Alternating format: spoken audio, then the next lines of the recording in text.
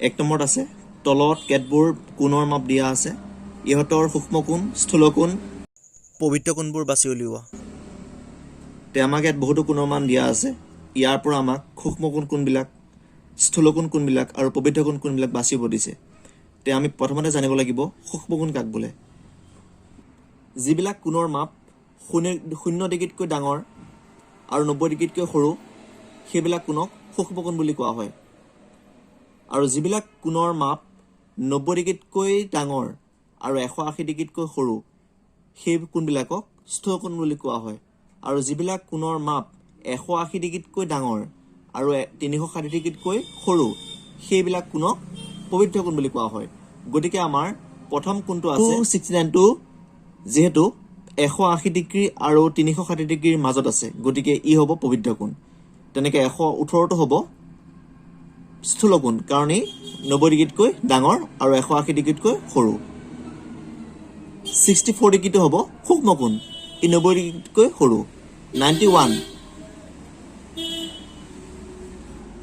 91 ডিগ্ৰীটো হ'ব স্থূল কোণ আৰু 181 টো হ'ব পবিত্ৰ কোণ কাৰণ ই 180 ডিগ্ৰীতকৈ ডাঙৰ আৰু 360 ডিগ্ৰীতকৈ সৰু তেনেকে 359 টো হ'ব পবিত্ৰ কোণ 89 ডিগ্ৰীটো হ'ব সূক্ষ্ম কোণ কাৰণ ই 90 ডিগ্ৰীতকৈ সৰু 179 ডিগ্ৰী ই হ'ব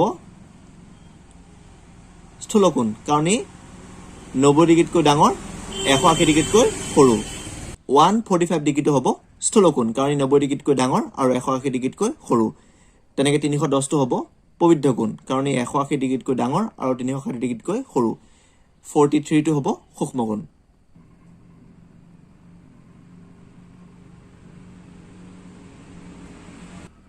দুই নম্বৰ একত আছে একেৰেখীয় বিন্দু কাক বোলে তিনিটা বা ততোধিক বিন্দুৰ মাজেদি যদি এডাল ৰেখা আঁকিব পাৰি তেতিয়াহ'লে সেই বিন্দু কেইটাক একেৰেখীয় বিন্দু বুলি কোৱা হয় ধৰি লোৱা ইয়াত তিনিটা বিন্দু আছে তে মই এই তিনিটা বিন্দুৰ মাজেদি এডাল ৰেখা আঁকিব পাৰো তেলা আৰু তিনিটা আমি বিন্দু লৈছো কিন্তু এই তিনিটা বিন্দুৰ মাজেদি এডাল ৰেখা আঁকিব নোৱাৰি কাৰণ এই ৰেখাডাল এই বিন্দুটো আৰু এই বিন্দুটোৰ মাজেদি গৈছে কিন্তু এই বিন্দুটোৰ মাজেদি যোৱা নাই অৰ্থাৎ এই তিনিটা বিন্দুৰ মাজেদি এডাল ৰেখা আঁকিব নোৱাৰি কিন্তু এই তিনিটা বিন্দুৰ মাজেদি এডাল ৰেখা আঁকিব আমি পাৰিছো গতিকে এই বিন্দু তিনিটাক একেৰেখীয় বিন্দু বুলি কোৱা হয় কিন্তু এই বিন্দু তিনিটা একেৰেখীয় বিন্দু নহয় তেনেকে তিনিটা বা ততোধিক বিন্দুৰ মাজেদি যদি এডাল ৰেখা আঁকিব পাৰি তেনেহলে সেই বিন্দু কেইটা একেৰেখীয় বিন্দু বুলি কোৱা হয় দুই নম্বৰ দুইত আছে এটা বিন্দুৰ মাজেৰে কেইডাল ৰেখা আঁকিব পাৰি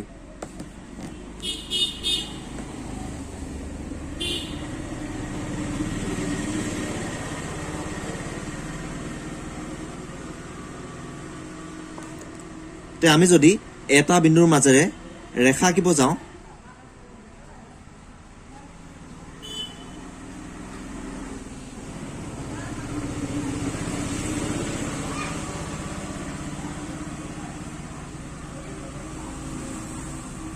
তেতিয়াহ'লে বহুতো ৰেখা আঁকিব পাৰিম গতিকে আমাৰ প্ৰশ্নটো সুধিছিলে যে এটা বিন্দুৰ মাজেৰে কেইডাল ৰেখা আঁকিব পাৰি তে উত্তৰ হ'ব এটা বিন্দুৰ মাজেৰে অসংখ্য ৰেখা আঁকিব পাৰি দুই নম্বৰ তিনিত আছে ঋণাত্মক কোণ কাক বোলে ঋণাত্মক কোণ বুজিবৰ কাৰণে আমি এডাল ৰশ্মি ল'ব লাগিব এডাল ৰশ্মি এই ৰশ্মিডালে ঘড়ীৰ কাঁটাৰ দিশত এই ৰশ্মিডাল এইটো অৱস্থানত আছে বৰ্তমান তে এই ৰশ্মিডালে ঘড়ীৰ কাঁটাৰ দিশত ঘূৰি এইটো অৱস্থান পালে অৰ্থাৎ এইটো অৱস্থান পাইছে প্ৰথমতে ৰশ্মিডালৰ অৱস্থান আছিলে এইটো OA তাৰ পিছত ঘড়ীৰ কাঁটাৰ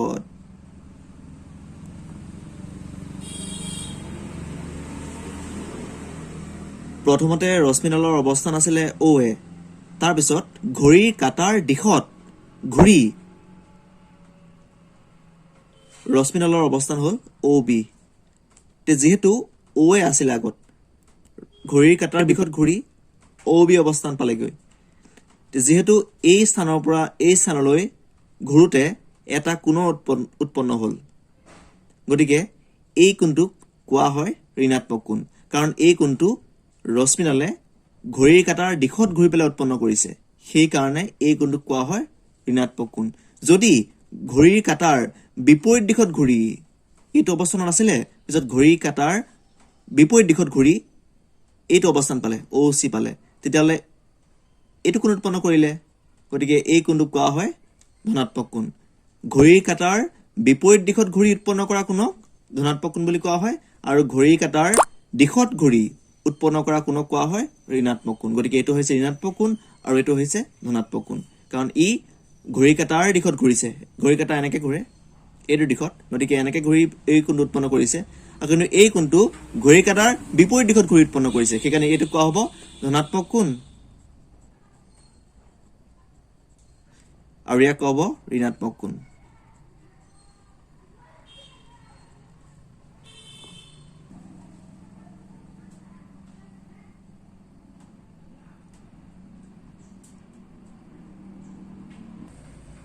চাৰি নম্বৰত আছে সন্নিহিত কোণ কাক বোলে?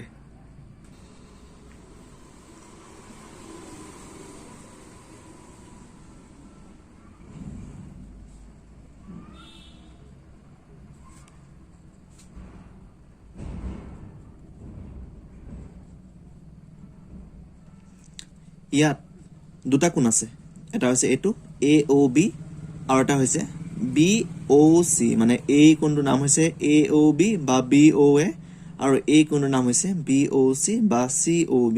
ইয়াত দুটা কোণ আছে। এইটো শীৰ্ষবিন্দু, এই কোণটোৰ শীৰ্ষবিন্দু এইটো O, আৰু এই কোণটোৰ শীৰ্ষবিন্দু O, মানে দুইটা কোণৰ শীৰ্ষবিন্দু O।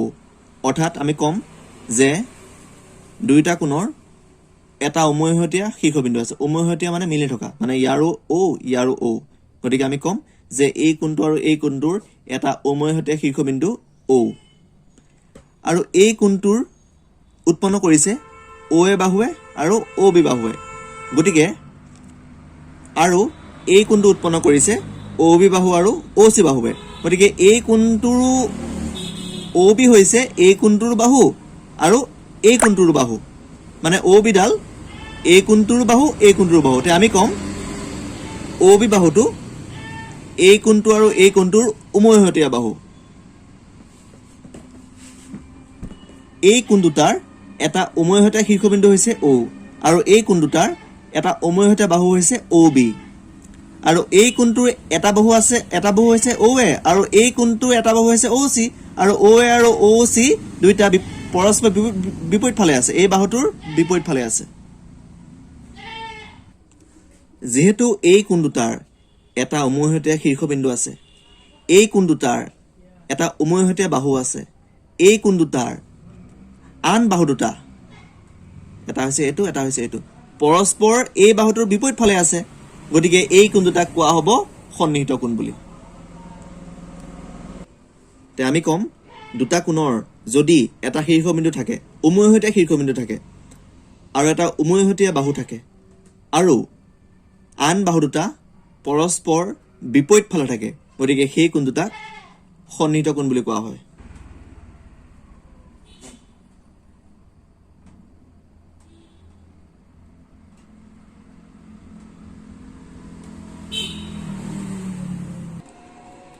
পাঁচ নম্বৰ সম্পূৰক কোণ কাক বোলে? যদি দুটা কোণৰ সমষ্টি, অৰ্থাৎ দুটা কোণৰ যোগফল 90 ডিগ্ৰী হয়, তেন্তে সেই কোণ দুটাক পূৰক কোণ বুলি কোৱা হয়। আৰু যদি দুটা কোণৰ যোগফল অৰ্থাৎ দুটা কোণৰ সমষ্টি 180 ডিগ্ৰী হয়, তেনেহ'লে সেই কোণ দুটাক সম্পূৰক কোণ বুলি কোৱা হয়। ধৰি ল'লো এটা কোণ 99 ডিগ্ৰী আৰু এটা কোণ 81 ডিগ্ৰী। তে যদি মই দুটা কোণ যদি যোগ কৰোঁ, তে আমি পাই যাম 180 ডিগ্ৰী। যেহেতু এই কোণ দুটাৰ যোগফল অৰ্থাৎ সমষ্টি 180 ডিগ্ৰী, তেনেহ'লে এই কোণ দুটাক এটা আনটোৰ সম্পূৰক কোণ বুলি কোৱা হয়। আৰু যদি দুটা কোণৰ যোগফল 90 ডিগ্ৰী হয় তেনেহ'লে সেই কোণ দুটাক পূৰক কোণ বুলি কোৱা হয়। এই দুটা ক'ব পূৰক কোণ আৰু এই দুটা হয় সম্পূৰক কোণ। গতিকে 40টো হ'ব 50 পূৰক কোণ আৰু 50টো হ'ব 40 পূৰক কোণ, যিহেতু এই দুটা যোগফল 90 ডিগ্ৰী। আৰু 99ৰ সম্পূৰক কোণ হ'ব 81 ডিগ্ৰী আৰু 81ৰ সম্পূৰক কোণ হ'ব 99 ডিগ্ৰী, কাৰণ এই দুটাৰ যোগফল 180 ডিগ্ৰী।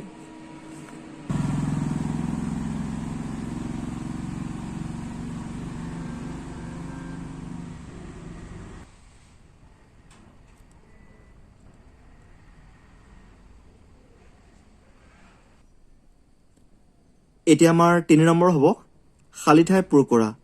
1 নম্বৰত আছে 1 সমকোণ সমান ডেছ ডিগ্ৰী। তে আমি জানো 1 সমকোণত 90 ডিগ্ৰী, গতিকে ইয়াত হ'ব 90 ডিগ্ৰী।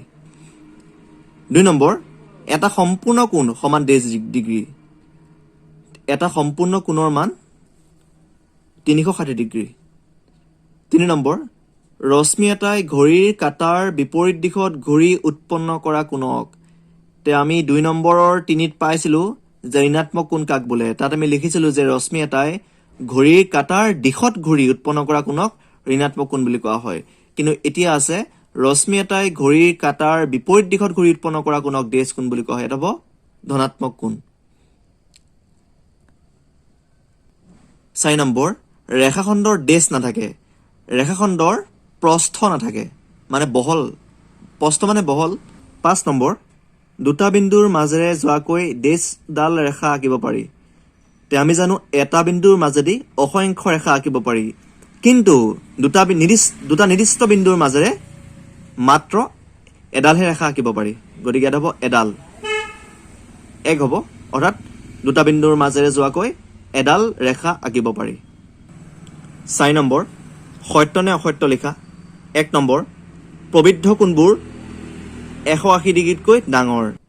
তে আমি জানো প্ৰবৃদ্ধ কোণবোৰ হৈছে 180 ডিগ্ৰীত ডাঙৰ, কিন্তু 360 ডিগ্ৰীতকৈ সৰু। কিন্তু ইয়াত মাত্ৰ আছে 180 ডিগ্ৰী ডাঙৰ বুলি কৈছে, গতিকে 360টো সোমাব পাৰে, গতিকে এইটো হ'ব অসত্য।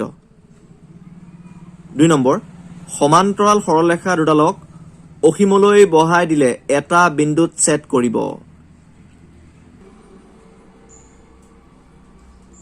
তে সমান্তৰাল ৰেখা হৈছে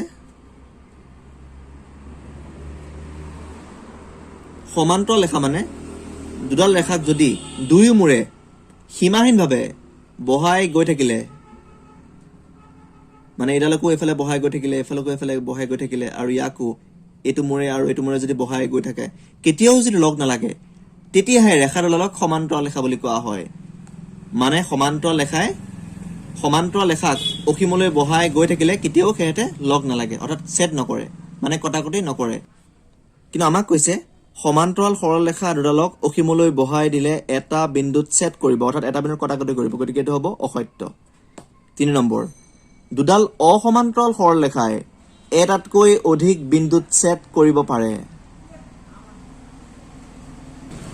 এইটো হ'ব অসত্য, কাৰণ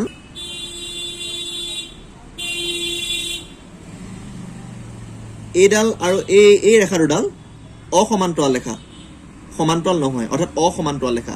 তে এইডালক যদি মই বহাই দিওঁ দুই মূৰে, তে মাত্ৰ এটা বিন্দুতহে কটাকটি কৰিব, এটাতকৈ বেছি বিন্দুত কেতিয়াও কটাকটি নকৰে। গতিকে আমাক কৈছিলে দুডাল অসমান্তৰাল সৰল ৰেখাই এটাতকৈ অধিক বিন্দুত ছেদ কৰিব পাৰে, গতিকে এইটো হ'ব অসত্য। 4 নম্বৰ বিন্দুৰ কোনো আকাৰ নাথাকে। বিন্দুৰ কোনো আকাৰ নাথাকে, এইটো সত্য, কাৰণ বিন্দুৰ দিগু নাথাকে, প্ৰস্থ নাথাকে, মাত্ৰ অৱস্থানহে থাকে, গতিকে এইটো হ'ব সত্য। 5 নম্বৰ এডাল ৰেখাৰ দুটা প্ৰান্তবিন্দু থাকে।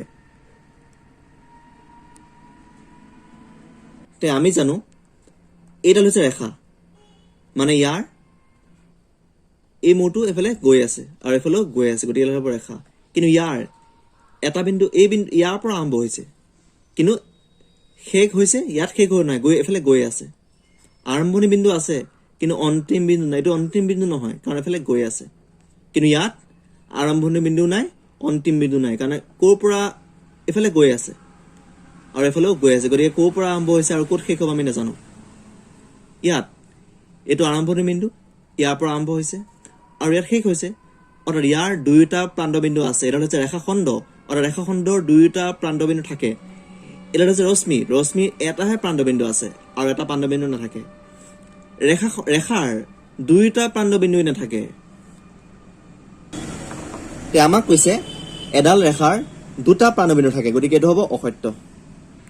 5 নম্বৰ, তলত প্ৰতিটো কোণৰ পূৰক কোণবোৰৰ মাপ উলিওৱা। আমাক পূৰক কোণৰ মাপ উলিয়াব দিছে। 1 নম্বৰ দিয়া আছে 37 ডিগ্ৰী, আমাক উলিয়াব দিছে 37 ডিগ্ৰীৰ পূৰক কোণ। আমি জানো দুটা কোণৰ যোগফল 190 ডিগ্ৰীৰ সমান হ'লে তেতিয়াহ'লে কোণ দুটাক এটাক আনটোৰ পূৰক কোণ বুলি কোৱা হয়। গতিকে 37 ডিগ্ৰীৰ লগত যিমান যোগ কৰিলে 90 ডিগ্ৰী হয় সেইটোক 37 ডিগ্ৰী পূৰক কোণ বুলি কোৱা হয়। অৰ্থাৎ 37 ডিগ্ৰী আৰু পূৰক কোণটো, ইয়াৰ পূৰক কোণটো যোগ কৰিলে 90 ডিগ্ৰী সমান হ'ব। গতিকে আমাক 37 ডিগ্ৰী পূৰক কোণ লাগে, গতিকে 90ৰ পৰা 37 ডিগ্ৰী বিয়োগ কৰিলে যিমান পাম সেইটোৱে হ'ব 37 ডিগ্ৰীৰ পূৰক কোণ।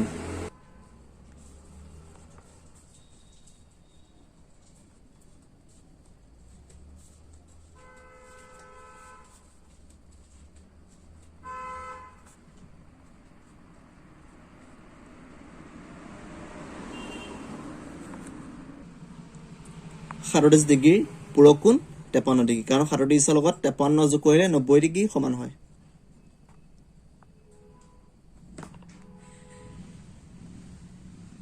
সেইটো আমি পাই গ'লো, সেইকাৰণে আমি 90ৰ পৰা 37টো বিয়োগ কৰিছিলোঁ।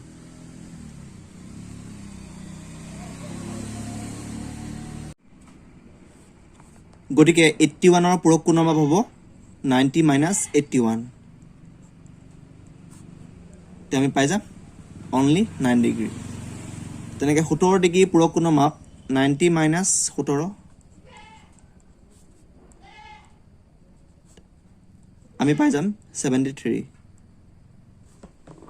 তেনেকৈ 33 ডিগ্ৰী পূৰক কোণৰ মাপ 90 বিয়োগ 33, আমি পাই যাম 57 ডিগ্ৰী।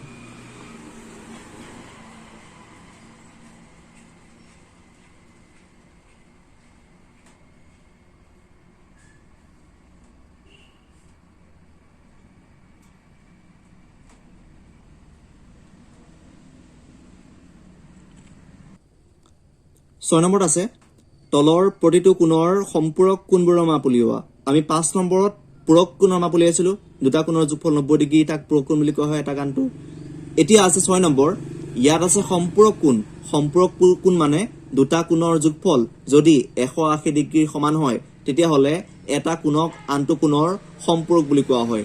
গতিকে আমাৰ 1 নম্বৰত আছে 119 ডিগ্ৰী, অৰ্থাৎ 119 ডিগ্ৰীৰ লগত কিমান যোগ কৰিলে 180 ডিগ্ৰী হ'ব। গতিকে আমি 180 ডিগ্ৰীৰ পৰা 119 বিয়োগ কৰিলে যিমান পাম সেইটোৱে হ'ব 119ৰ সম্পূৰক কোণ। গতিকে 119ৰ সম্পূৰক কোণ মানে 180 পৰা 119 আমি বিয়োগ কৰিব লাগিব। 61। তেনেকৈ 47ৰ সম্পূৰক কোণ 180 - 47,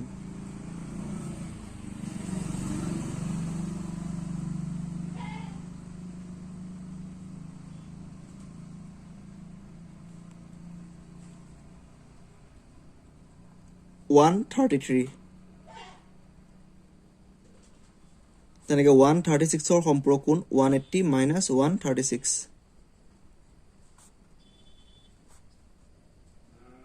44।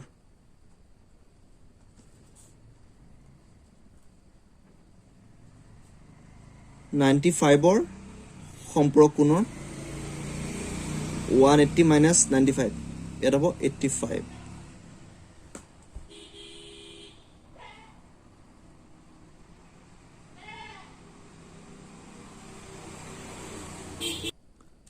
সাত নম্বৰ, এটা কোণ নিজেই নিজৰ সম্পূৰক কোণটোৰ মাপ নিৰ্ণয় কৰা। আমি জানো সম্পূৰক কোণ মানে দুটা কোণৰ যোগফল 180 ডিগ্ৰীৰ সমান হ'লে এটা কোণক আনটো কোণৰ সম্পূৰক বুলি কোৱা হয়। গতিকে ইয়াত যেহেতু যেটো কোণ উলিয়াব দিছে সেই কোণটোৰ সম্পূৰক সি নিজেই তে যেহেতু আমি জানো 90 লগত 90 যোগ কৰিলে 180 ডিগ্ৰী হয় গতিকে 90 ৰ সম্পূৰক 90 হ'ব অৰ্থাৎ সি নিজেই নিজৰ সম্পূৰক গতিকে আমাৰ কোণটোৰ মাপ হ'ব 90 ডিগ্ৰী কাৰণ 90 লগত 90 যোগ কৰিলে 180 পোৱা যায় গতিকে 90 সম্পূৰক 90 সেইকাৰণে সি অৰ্থাৎ সি নিজেই নিজৰ সম্পূৰক গতিকে আমাৰ উত্তৰটো হ'ব 90 ডিগ্ৰী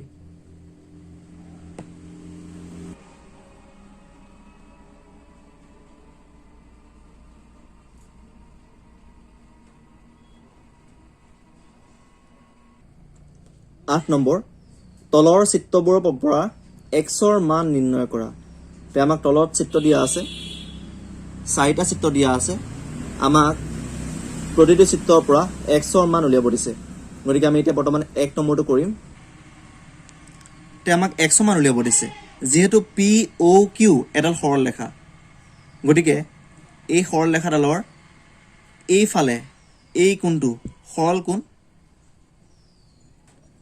গতিকে এটা আমি জানো এটা সৰল কোণৰ মাপ 90 ডিগ্ৰী আকৌ কৈছো POQ এডাল সৰল ৰেখা তে সৰল ৰেখাৰ এফালে 180 ডিগ্ৰী কোণ উৎপন্ন কৰে অৰ্থাৎ এই কোণটো এই গোটেই কোণটো 180 ডিগ্ৰীৰ সমান যেটো এই কোণটোত দুটা কোণ সোমাই আছে এটা হৈছে এইটো 65 ডিগ্ৰী আৰু এটা হৈছে এইটো যেটো x গতিকে x ৰ লগত 65 যোগ কৰিলে এই গোটেই কোণটো সমান হ'ব আৰু এই গোটেই কোণটোৰ মাপ 180 ডিগ্ৰী কাৰণ এটো সৰল কোণ এটা সৰল ৰেখা উৎপন্ন কৰিছে এই কোণটো গতিকে এই কোণটো 180 ডিগ্ৰী আৰু এই কোণটো এই কোণ আৰু এই কোণটোৰ যোগফলৰ সমান গতিকে আমি x ৰ লগত 65 যোগ কৰিলে এই গোটেই কোণটো পাই যাম অৰ্থাৎ 180 পাই যাম তাৰ পৰা আমি x ৰ মান উলিয়াই দিম আমি লিখিব লাগিব যেহেতু POQ এডাল সৰল ৰেখা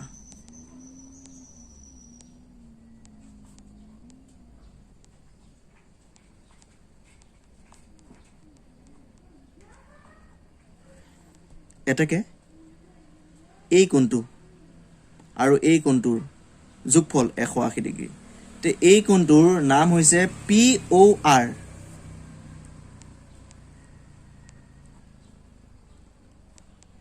যোগ এই কোণটোৰ নাম হৈছে QOR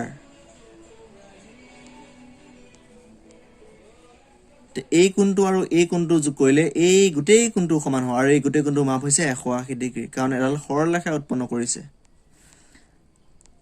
গতিকে এই কোণটো POR ইয়াৰ মান 65 আৰু এইটো QOR মানে ইয়াৰ মান হৈছে x সমান 180 ডিগ্ৰী তে আমাক উলিয়াব দিছে x গতিকে আমি x টো ৰাখি দিম আৰু 65 টো সমান চিহ্ন হিফালে লৈ যাম তে 65 x ৰ লগত যোগ হিচাপে আছিল ইফালে নিলে হৈ যাব মাইনাস তে 180 পৰা 65 বিয়োগ কৰিলে আমি পাই যাম 115 অৰ্থাৎ x ৰ মান 115 ডিগ্ৰী এতিয়া আমাক উলিয়াব দিছে 2 নম্বৰ আমি 2 নম্বৰ পৰা x ৰ মান উলিয়াম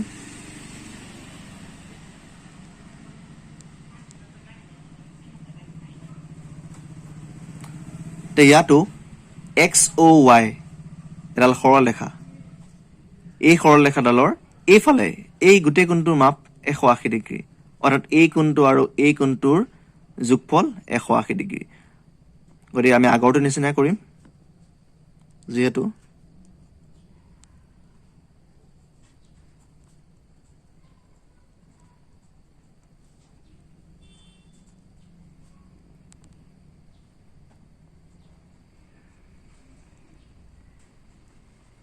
XOY এডাল সৰল ৰেখা এটাকে এই কোণটো নাম হৈছে XOZ যোগ এই কোণটো নাম হৈছে YOZ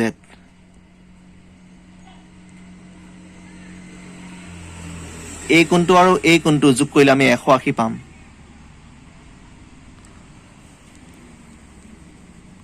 XOZ ইয়াৰ মাপ হৈছে 2x - 10 এই কোণটো মাপ হৈছে 2x - 10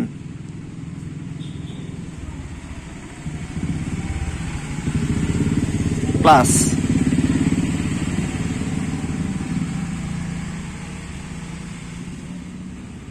YOZ মানে এই কোণটো 3x plus 15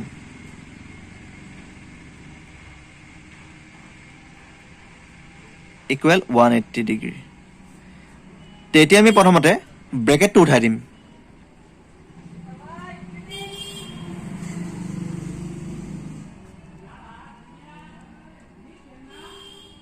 যেনেকৈ আছে আমি তেনেকৈ পাতি দিছোঁ, খালি ব্ৰেকেটটো আমি উঠাই দিছোঁ।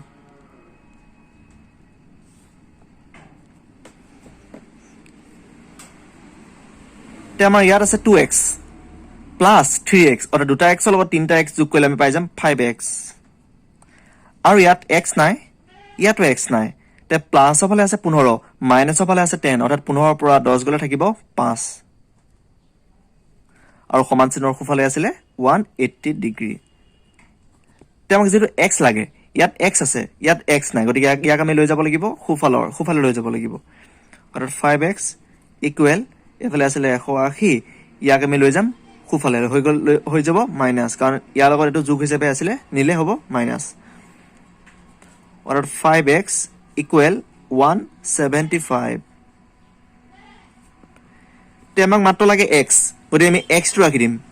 আৰু এই 5টো xৰ লগত পূৰণ হৈ আছিলে, গতিকে সোঁফালে নিলে হ'ব হৰণ।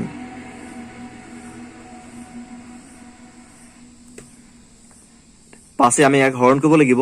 পাছে একক হৰণ নাযায়, 17ক যাব 3 বাৰ, অৰ্থাৎ 5 3 গুণ 15 আছিলে 17, 5 3 গুণ 15 পালো, বাকী আছে 2 হ'ব 25, 5 5 গুণ 25, অৰ্থাৎ পাছে ইয়াক যদি হৰণ কৰি পাই যাম 35, অৰ্থাৎ x সমান 35 ডিগ্ৰী।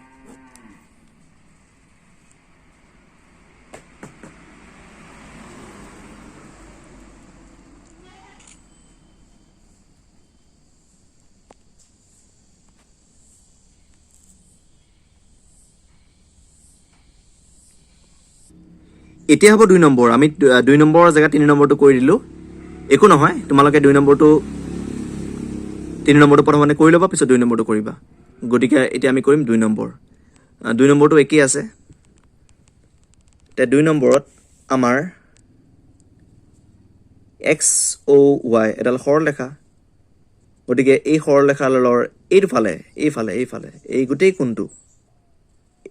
কোণটো মাপ 180 ডিগ্ৰী। ইয়াত লাগিলে যিমানটা কোণে নাথাকক, এই সৰলৰেখাডালৰ এইফালে 180 ডিগ্ৰী, এইফালেও 180 ডিগ্ৰী, অৰ্থাৎ এই গোটেই কোণটোৰ মাপ 180 ডিগ্ৰী। কিন্তু এই গোটেই কোণটোত 3টা কোণ সোমাই আছে, অৰ্থাৎ এই 60 ডিগ্ৰী, x ডিগ্ৰী আৰু 45, এই 3টা কোণ যোগ কৰিলে আমি পাই যাম 180 ডিগ্ৰী।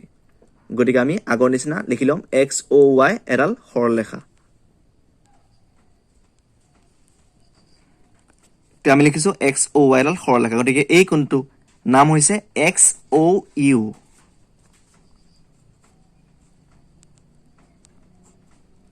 যোগ মাজৰটো UOZ।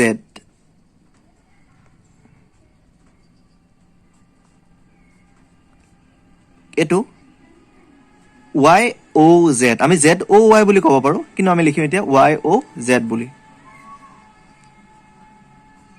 অৰ্থাৎ এই তিনিটা আমি যোগ কৰিলে পাই যাম 180 ডিগ্ৰী। তে XOU মানে এইটো কোণৰ মাপ হৈছে 60 ডিগ্ৰী,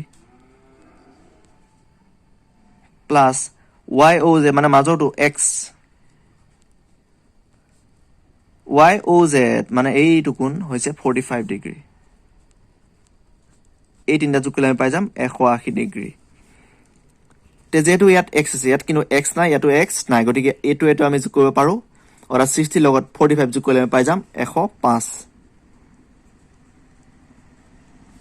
প্লাছ x আছে এতিয়া সমান 180 ডিগ্ৰী। তে আমাক x লাগে, আমি xটো ৰাখি দিম, আৰু 105টো সমান চিনৰ সিফালে লৈ গ'লে হৈ যাব -105। তে 180 পৰা আমি 105 বিয়োগ কৰিলে আমি পাই যাম 75, অৰ্থাৎ x সমান 75 ডিগ্ৰী।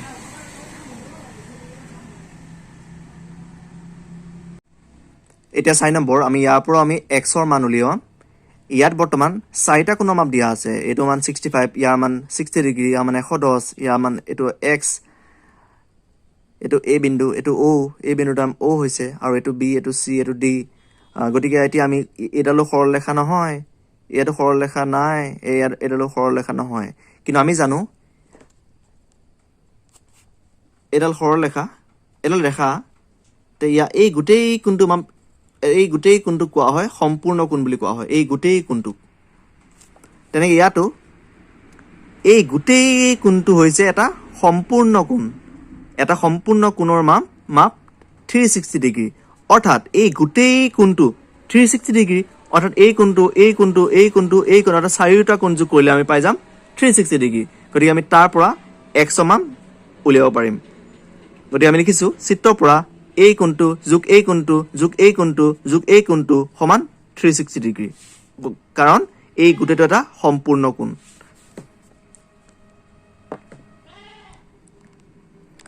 তে এই কোণটোৰ নাম হৈছে AOD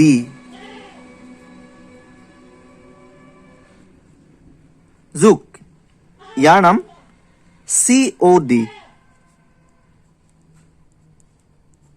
যোগ ইয়াৰ নাম BOC বা COB লিখিলে হ'ল আমি লিখিম BOC প্লাছ ইয়াৰ নাম AOB আমি গোটেইকেইটা যোগ কৰিলে পাই যাম 360 ডিগ্ৰী তে AOD মানে এইটো x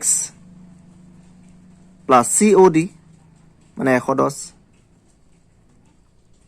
plus BOC 60 degree plus AOB 65 equal 360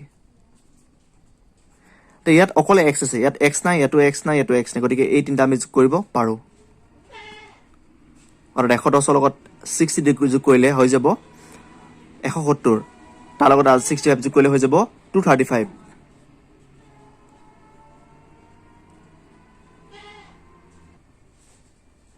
আৰু আমাৰ এইফালে আছে 360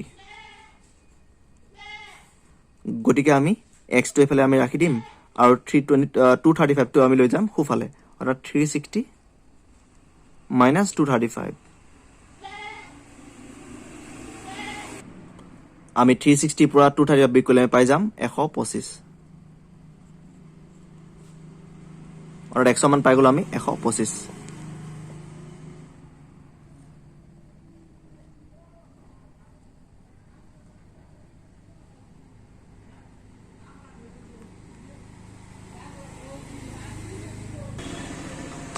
তে আমাৰ 9 নম্বৰত আছে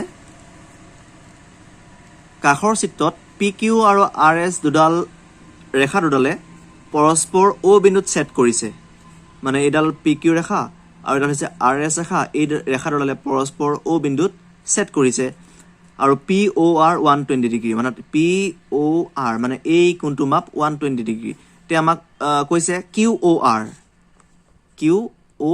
মানে এই কোণটো QOS মানে এই কোণটো POS এই কোণটোৰ মাপ উলিয়াব দিছে মানে এই তিনিটা কোণ ইয়াত চাৰিটা কোণ আছে দুডাল ৰেখাই পৰস্পৰৰ কটাকটি কৰিলে চাৰিটা কোণ উৎপন্ন হয় তাৰে আমাক এটা কোণৰ মাপ দিয়া আছে আৰু বাকি গোটেইকেইটা কোণৰ মাপ উলিয়াব দিছে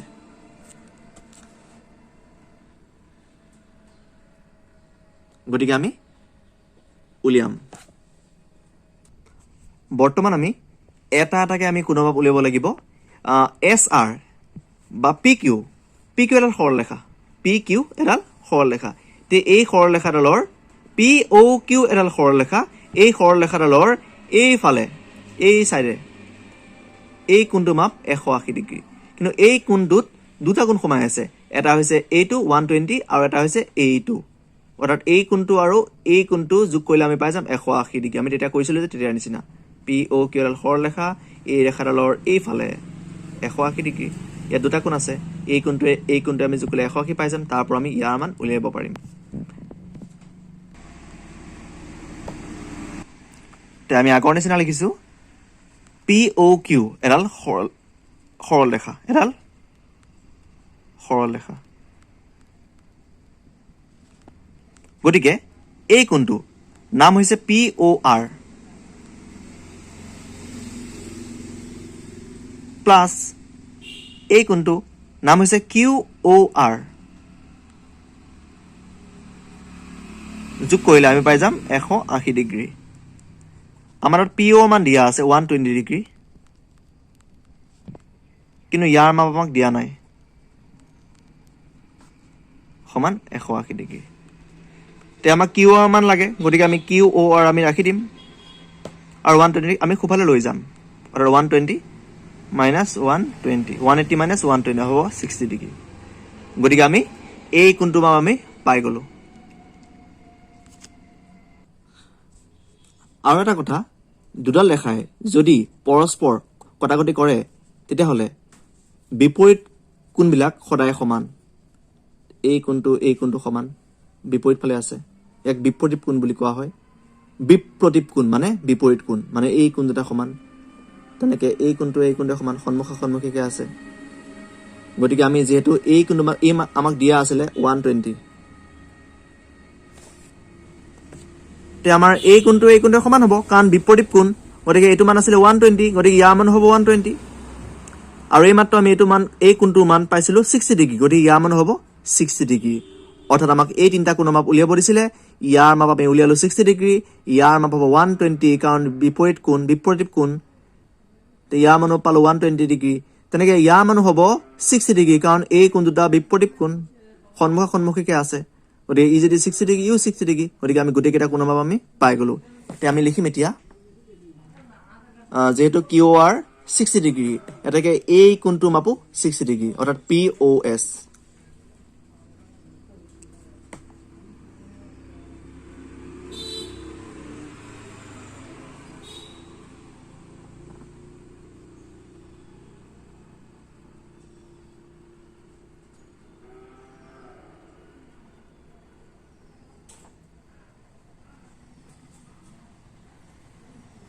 তে আমাৰ ইয়াৰ কোণ নাম হৈছে পিঅএছ কিউ অ আৰৰ সমান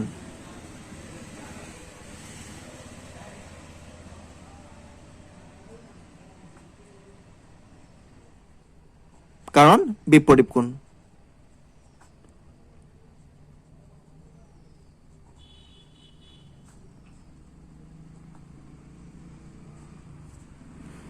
তো ইয়াৰ মান আছিলে আমাৰ 60 ডিগ্ৰী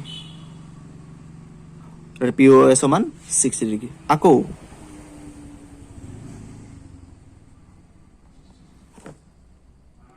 এই কোণটোৰ সমান কাৰণ বিপৰীত কোণ তে এই কোণ নাম হৈছিলে কিউ অ এছ আৰু ইয়াৰ নাম পি অ আৰ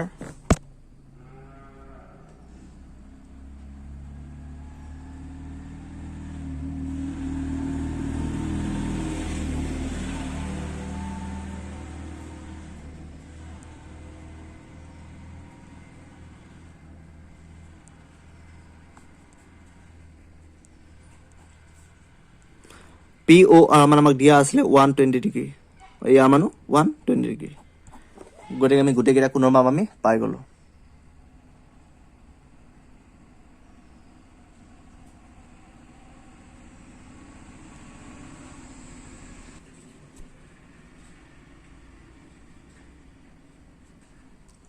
এঘাৰ নম্বৰ কৈছে কাষৰ চিত্ৰত এ বি আৰু চি ডি ৰেখা দুডালে অ বিন্দুত কটাকটি কৰিছে এডাল আছে এ বি এডাল আছে চি ডি অ বিন্দুত কটাকটি কৰিছে এক্সৰ মান উলিয়াব দিছে আমাক যেহেতু এই ৰেখা দুডালে পৰস্পৰ কটাকটি কৰিছে গতিকে পৰস্পৰ কটাকটি কৰিলে চাৰিটা কোণ উৎপন্ন হয় আৰু বিপৰীত কোণবিলাক সদায় সমান গতিকে এই কোণটোৱে সমান আমি তাৰ পৰা এক্স মান উলিয়াই দিম এই কোণটোৰ নাম হৈছে এ অ চি আৰু এই কোণটোৰ নাম হৈছে বি অ ডি আৰু এ অ চিৰ মান দিয়া আছে 5x - 20 আৰু বি অ ডিৰ মান দিয়া আছে 3x + 10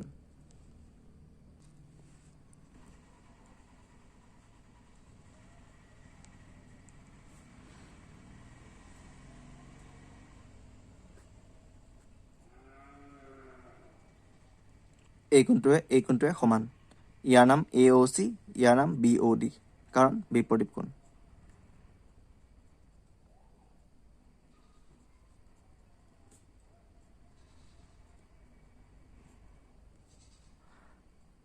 ইয়াৰ মান দিয়া আছিলে 5x - 20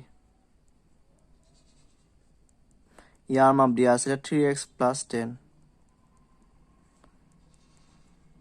এতিয়া আমাক লাগে এক্স ইয়াত আছে 5x ইয়াত এক্স নাই আমি এইটো নাপাতো এতিয়া নাপাতো এইটো ইয়াত আছিলে এক্স ইয়াক আমি সমান চিনৰ বাওঁফালে লৈ আহিম আনিলে হৈ যাব মাইনাছ এতিয়া আমি সমান চিন পাতিম আমি এইফালে 20টো পাতা নাছিলোঁ এইফালে 10 আছে যেটো ফালে আমি 20টো পাতা নাছিলোঁ 20টো আগত আছিলে মাইনাছ সোঁফালে লৈ গ'লে হ'ব প্লাছ